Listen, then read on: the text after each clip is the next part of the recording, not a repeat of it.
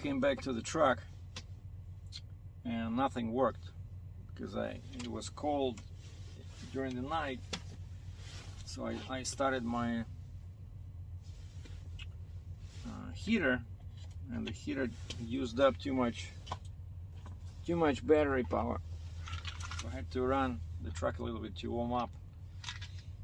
And I wanted to start recording the video, but I saw the camera was shaking because it sits on a chair. So anyway, this is my second day looking for a load.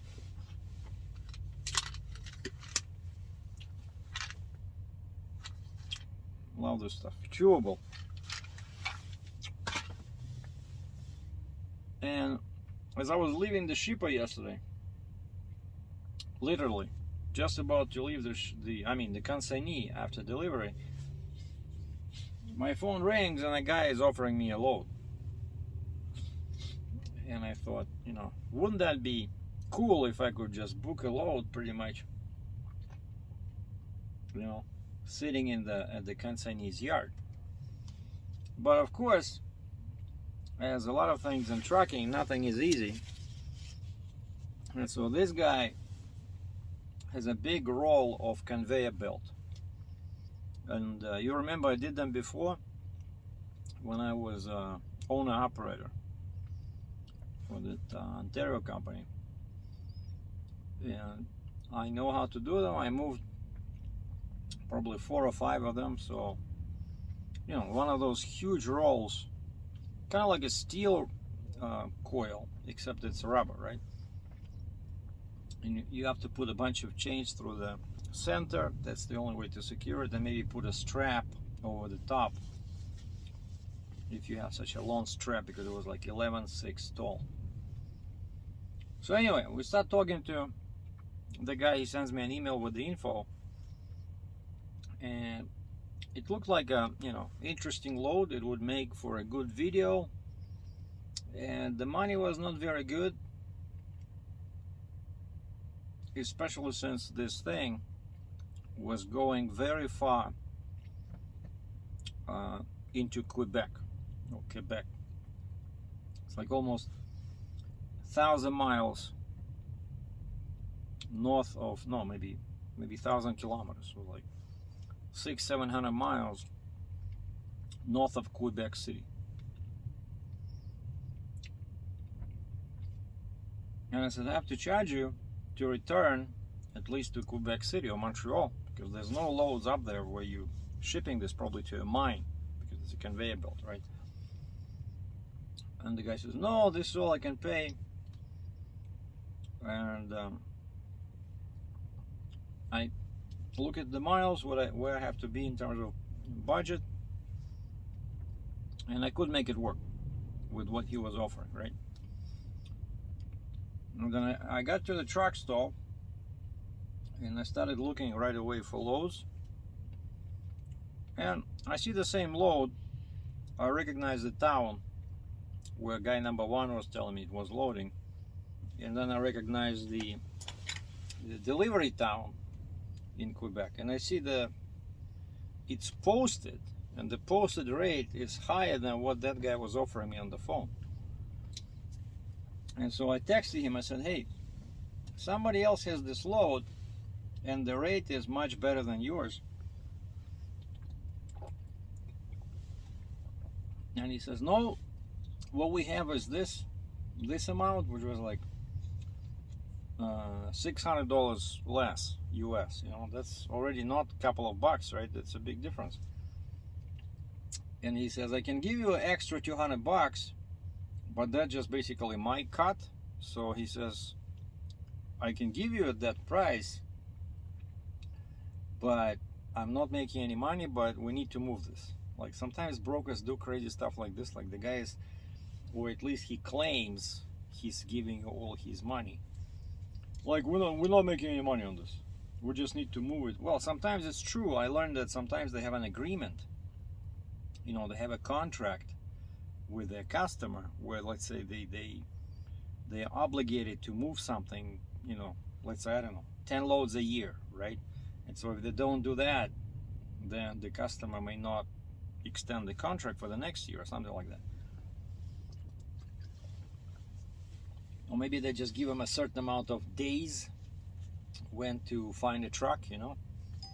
But still, this guy was not willing to pay, and so I started dealing with broker number 2, and I look up the credit history on my factoring company website, and just for once everything is green. They're all approved. Turns out it's a huge company, you know, they have good credit rating.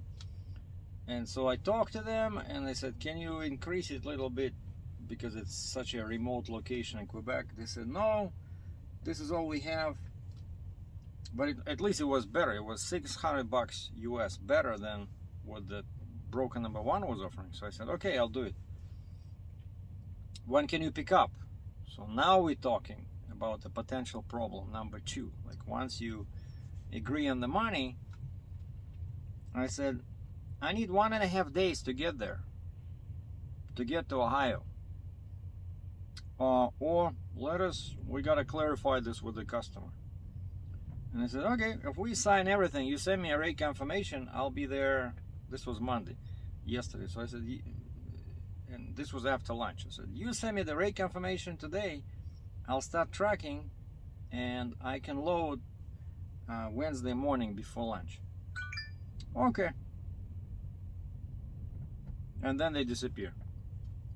I tried calling them, the phone number, 800 number, in the broker, actually the owner, it says, you know, owner, what was the name? Like general manager or something, like a big shot in that agency.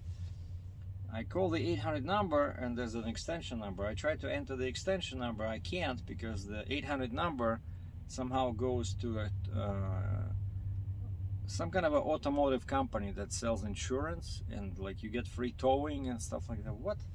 I check the number, I dial again. Yeah, the same, like a towing company message or somebody trying to sell insurance or something like that. Kind of like, you know, CAA, AAA, that kind of deal. And then I call her mobile number, no answer. I send her an email. Hey, it's already 4 o'clock here. So what are we doing? Like, if you want me to be there Wednesday, I have to have the rate confirmation. I cannot just start driving with no rate confirmation. I'm sorry. Because it happened many times. And, oh no, you don't need the rate confirmation, go. And then, the load is canceled. And now you have to fight with them. You have to fight with them for some truck order not used, but you don't even have a rate confirmation. You're not even hired as a carrier, right? So never ever start trucking towards your shipper unless you have a proof in writing, or you know this guy or girl, you know, and you work with him before. And even then, I would not move my truck without full authorization that I'll be paid. And so yeah, nothing happened Monday. Then Tuesday I checked the email. I sent her another email, and then my phone rings and some girl is calling me.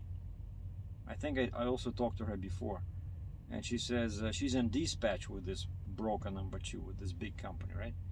And I explained to her, I said, hey guys, I still don't have the rate confirmation. You sent me the link to do this RMPS, whatever, you know, your carrier profile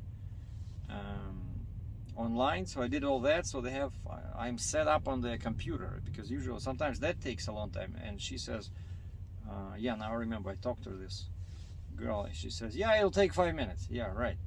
But after like 10-15 minutes, I was all set up. I got the confirmation that I'm, you know, an approved carrier with this broker, because I have to do it for every new broker, right?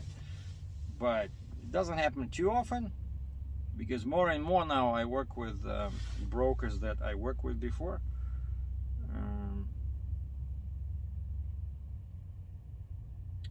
Somebody tried to call me from Wisconsin, and then I just hang up. So it's okay. We don't want to talk to Wisconsin people. I'm kidding. If you're from Wisconsin. All right, what do I have here? Hey, good afternoon. May I have an ETA to pick up along with the rate for this load? Ready to go. Pick up, Nisku, Alberta. Drop off, Tacoma, Washington. 95,000 pounds. Reply. cannot do it.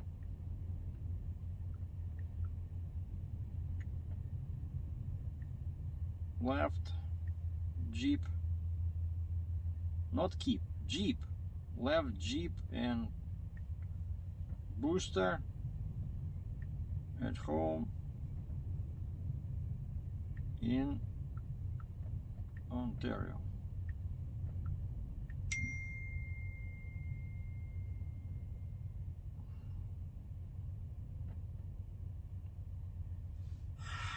Oh, somebody left me a voicemail.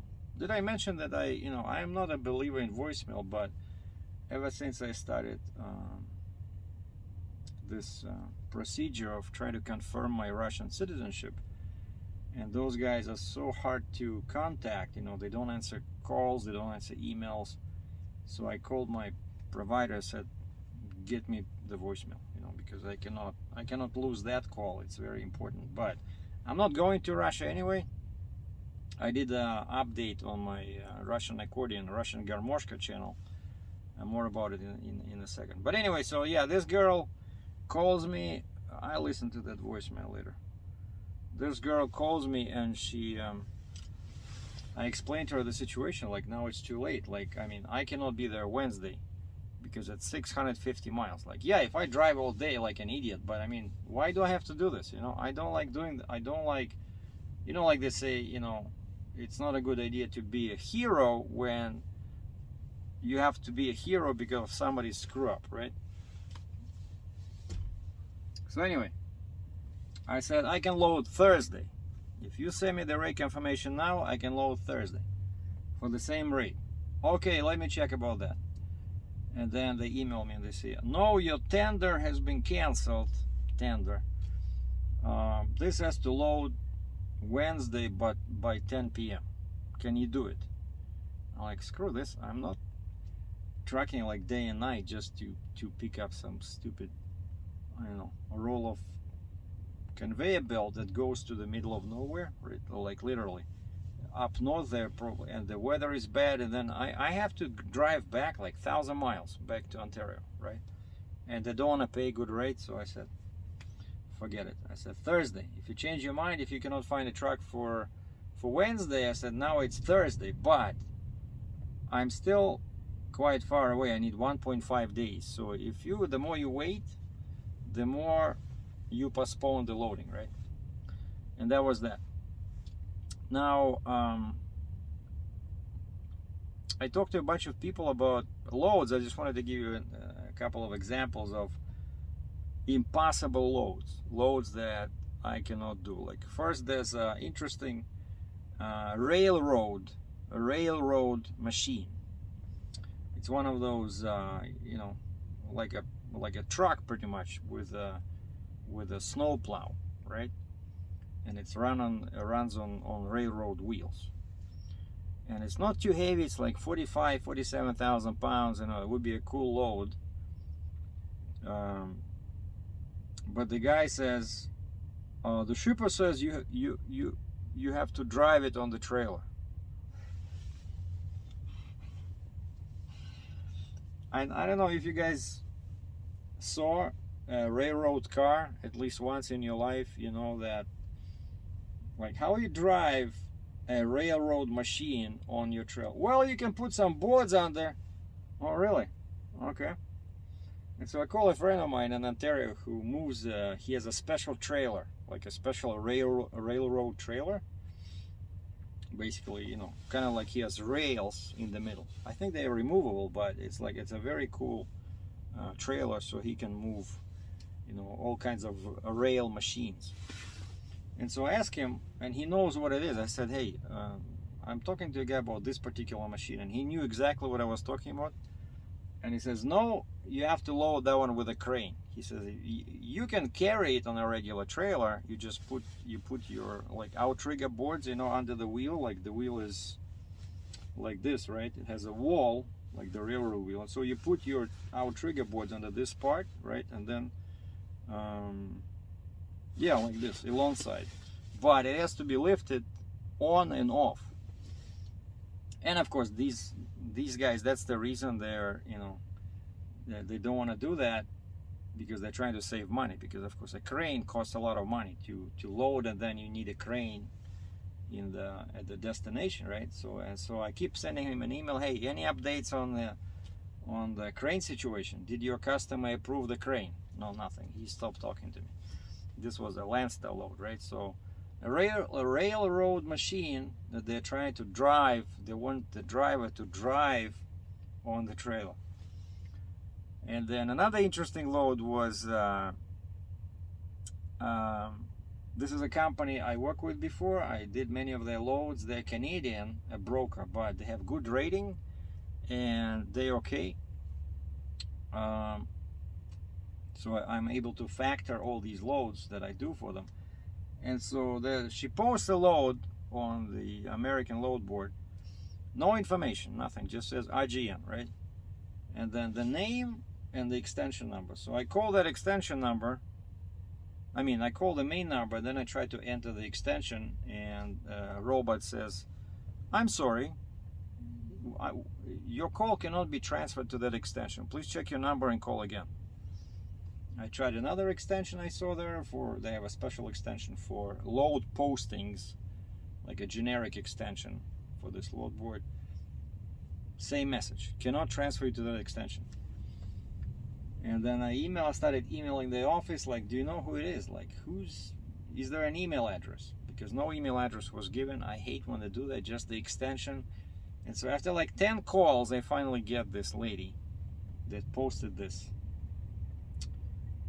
load, and she says, oh, I can send you the picture. It'll be easier so you see the picture, you'll know what it is.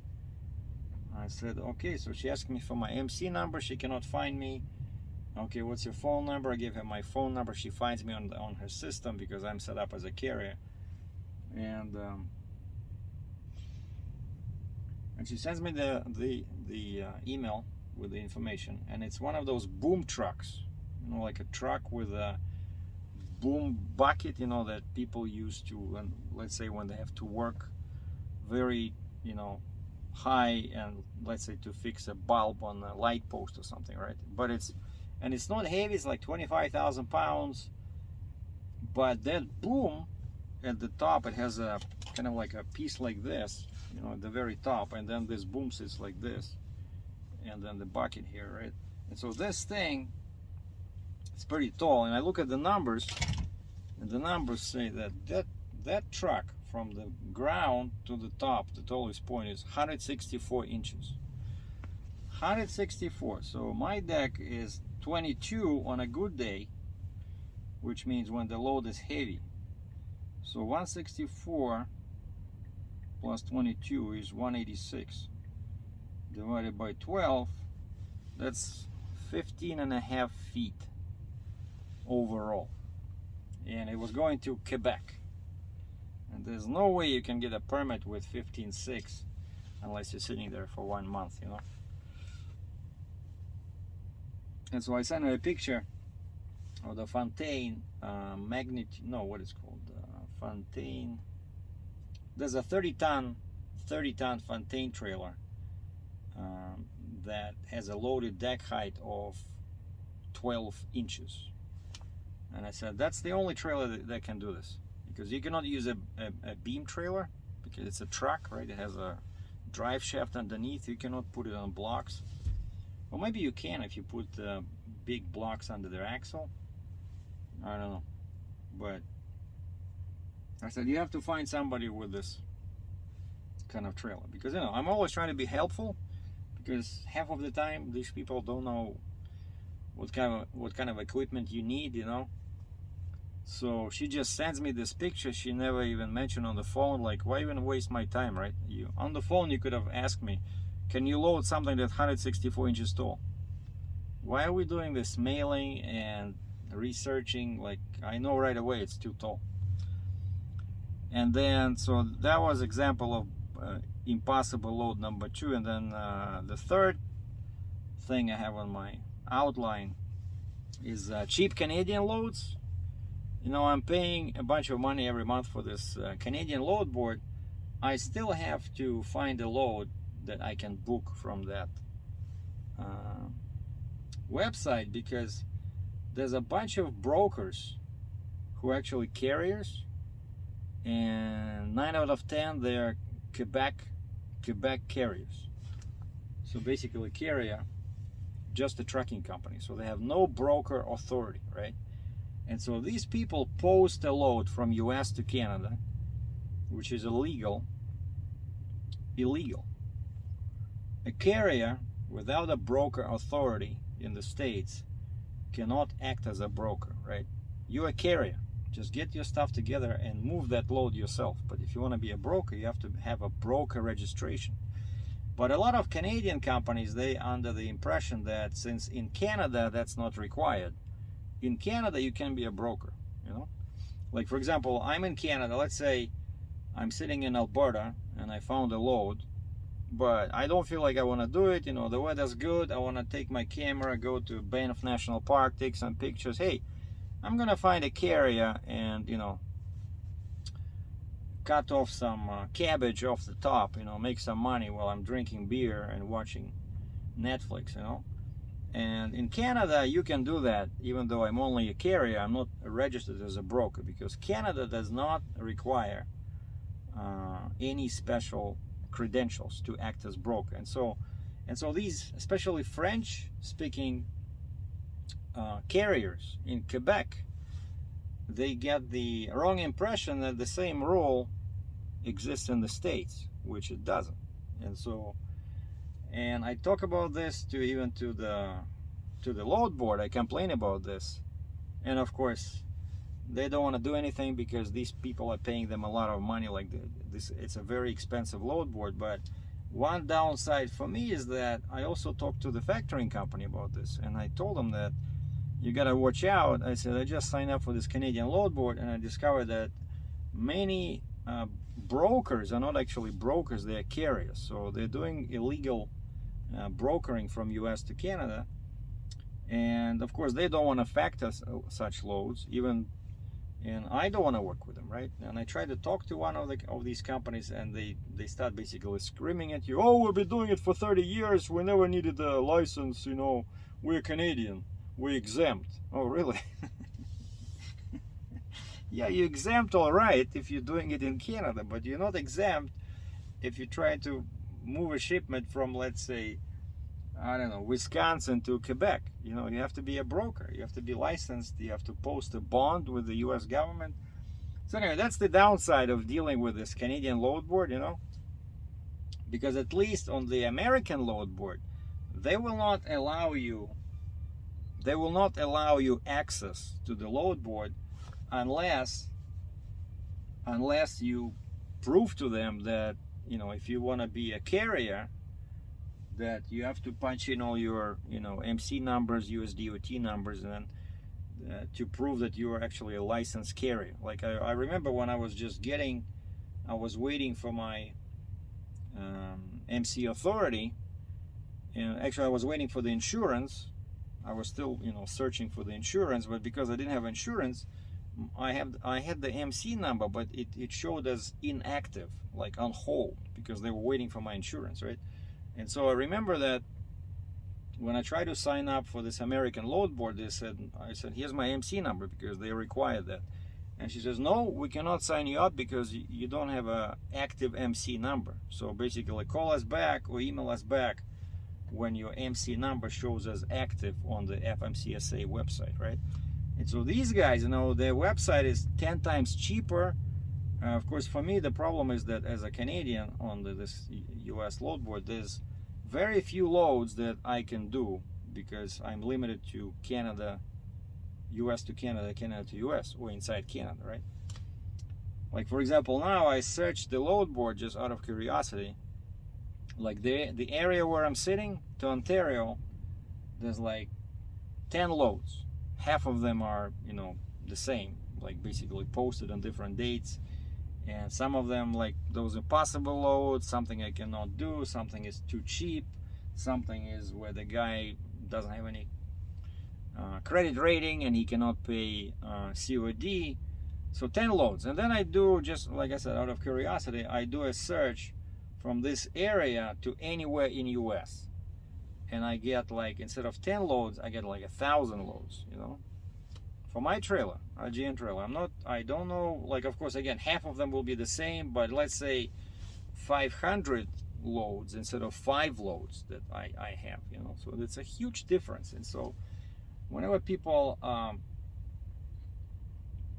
want to say something bad about my practice as a heavy hauler, just remember that I'm operating in extremely hostile conditions with extreme limit of loads that I can do, right? And so that's why I signed up for this Canadian load board. But again, so you see, that's the problem there. And of course, because it's a Canadian load board, by definition, if I'm looking for a load out of US, they consider that as a backhaul, so they don't want to pay anything, you know. That's yeah, the cheap Canadian loads. So that's what I wrote down here. So lots of them are very cheap. And then again, I talked to one guy, and again, it just says carrier, so no broker authority in US, and he's trying to move this. Oh yeah, the load is ready, when can you pick it up? And I look at his profile, says carrier, and he's moving a shipment. I mean, because, you know, if they're caught, I'm pretty sure US Revenue Service will punish not just the broker but also the carrier. Like, let's say if I do this load for the guy, and they would ask me like, hey, why did you do a load for the guy that you knew is not licensed, right? Because I know they're not licensed as a broker.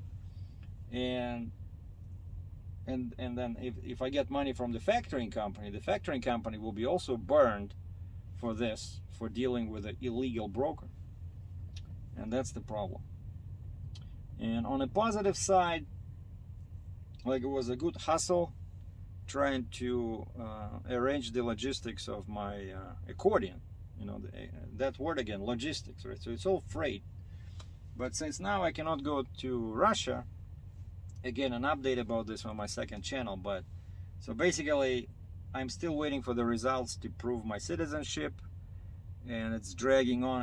And then even if it's approved right now, today, I still need 3 months. I need to apply and go through the second set of documents to apply for the passport.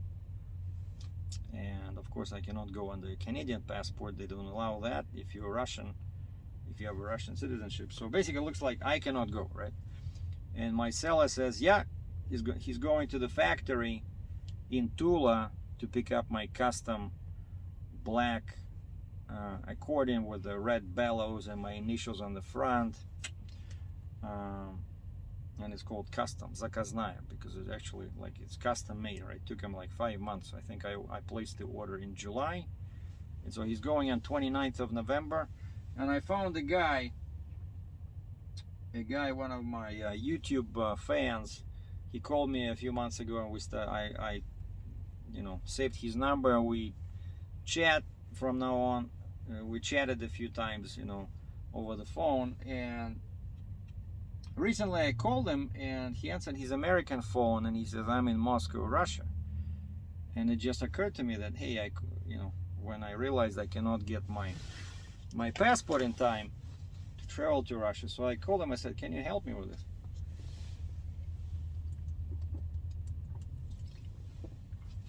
I said, I'll give you a bottle of Russian vodka and a can of black caviar. And he says, I don't drink. And I said, okay, then I'll drink the vodka myself, but I'll give you a can of caviar. And he says, okay. And so he's American, so he's flying back to US. So he agreed to pick it up near Moscow from my seller.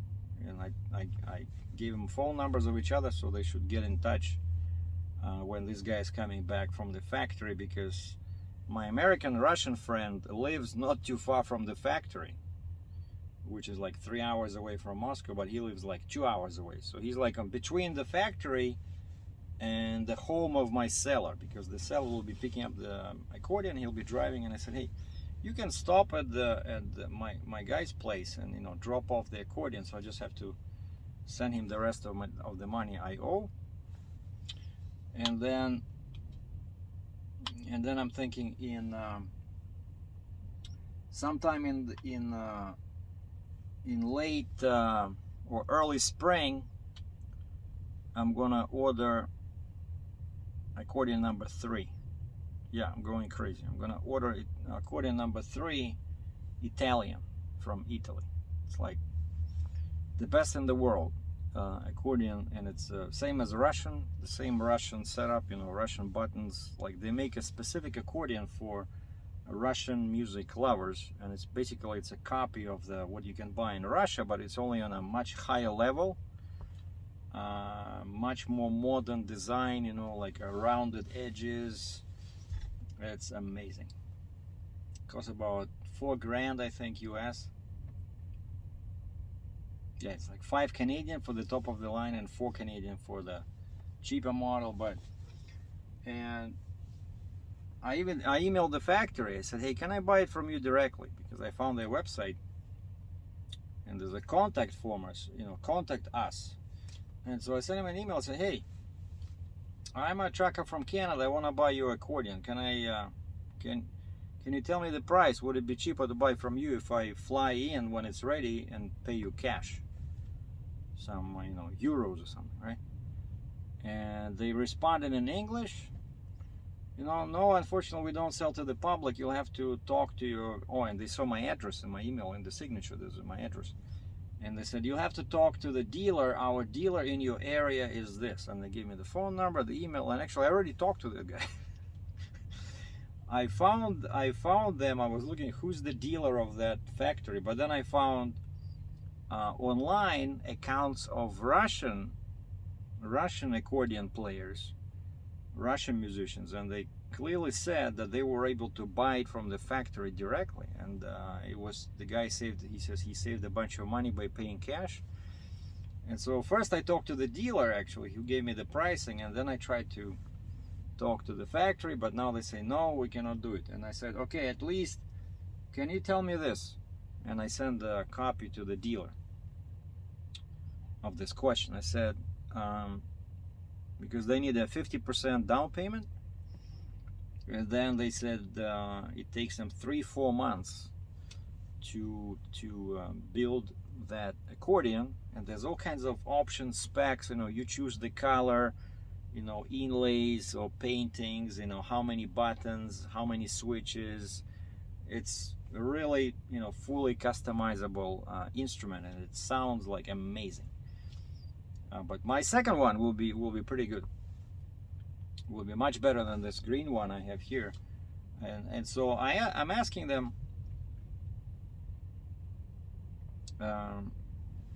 if I can fly there and pick it up, you know. And of course somebody would say, why would you want to do such a thing, you know, fly to Italy? But I was always in love with Italian language, you know. I always wanted to learn Italian. I love Italian music, you know. I'm a big Starbucks fan, you know, espresso, you know, Americano. And so I thought it would be cool if I could just turn this into a road trip, you know. Let's say I order this accordion, let's say, I don't know, March, and then April, May, June, July, yeah. And then let's say it's ready in July, you know, beautiful weather. I pay the rest to my dealer here, because those guys don't want to handle money, right? But they give me some kind of a receipt that the order is complete, and then I can fly down there and pick it up somehow. And because of this, I decided this might be a good chance. I don't even have the answer from them if I can go and pick it up in Italy. But what's cool about Italy is that I don't need a visa as a Canadian, because these are all what they call Schengen agreement countries, like, you know, Germany, Austria, France, UK. I don't need any visa to travel to Europe, and that's the beauty of my Canadian passport. Canadians are allowed free travel, well, up to certain, I think it's like either 30 days or 90 days or something. Like, you cannot live there forever, but I can just go as a tourist, you know, it's easy. And so I decided to learn Italian, and that's the whole point of this long-winded story, is that I was looking at this Babbel.com website for a long time, and so I decided that's it. I don't even know if I can go and pick up this accordion myself. I haven't even placed the order. I don't even have my accordion number 2. I'm still playing with 2 fingers. I'm still learning the basics, but I think it would be so cool, you know. And so that's it. So I went to babbel.com, I registered an account, and they give you an option, like for a complete beginner, they give you like 1 month, 20 bucks Canadian. 3 months, you get a discount. Now it becomes like, instead of $20 times 3, it becomes like 50 bucks or something. And then 6 months is still cheaper per month. And then a year, it's like 71 bucks Canadian. And so I don't know how long my motivation will last. Like right now, very motivated to start learning, because I'm telling you, I always loved like how the Italian language sounds. I want to learn it, and I want to be able to play songs. And by the way, I found a story online which says 10 reasons to learn Italian. And one of the reasons, and I posted a link on Twitter, one of the reasons was, if you like music, or if you're a music player, if you're a musician, it'll be helpful to learn Italian, because many of the music terms are originated you know, in Italy. Like, you know, faster, slower, gently, you know, all these they don't say, you know, they don't use Spanish like vamos, rapido, right? They use Italian in music, you know. And so that would be cool, you know. And then it's 60 million people. 60 million people in Italy speak Italian. And then there's like, I think 30 million more around the world. So it's a pretty popular language. And also they say, if you already speak English, Italian is a relatively easy language to learn, because the phonetics is much easier. You know, like usually the way the word is written, that's how you pronounce it. Like the pronunciation rules are much simpler than, let's say, in French, right? Where you have, you know, kind of like a typical French word, daughter, right? Like came from French, daughter. So you have 4 sounds, but you have 8 characters. D-A-U-G-H-T-E-R, right? Daughter. And so that's a typical like old French problem, you know, where the spelling is like 18th century spelling, but the pronunciation is modern pronunciation. So half of the sounds are not pronounced, or, you know, they pronounce in a totally different way. So like the spelling is very outdated in French. And so that makes French a pretty difficult language to learn. But Italian, they say, if you look at the list, the Italian language is one of the easiest to learn for English language speakers. And so those are my news. So now the plans for the day, I spent the whole, I don't know, 6 hours inside of the truck stop trying to book a load. So I'm done with load search for the day, Tuesday. We'll continue tomorrow morning. For now, I just want to go for a walk. Time now is what? Time now is, oh, I gotta check the voicemail once I hang up. I mean, once I stop recording. Time now is 2 o'clock Central Time. And I'm gonna go for a walk, and I'm gonna do a couple of exercises with my kettlebell. And then I'm gonna play my accordion. And then I'm gonna do my first lesson in Italian. Because I already paid. I paid them for 6 months. 6 months. I figured if I see progress, I'll renew for another 6 months. And actually, as soon as you sign up, there's an automatic renewal there. And so you have to go into settings and cancel it if you don't want to renew. So if I don't do anything, it'll, after 6 months, my online class will renew for another 6 months. So don't be surprised if next video will be all in Italian. That's what I'm trying to say. Ciao.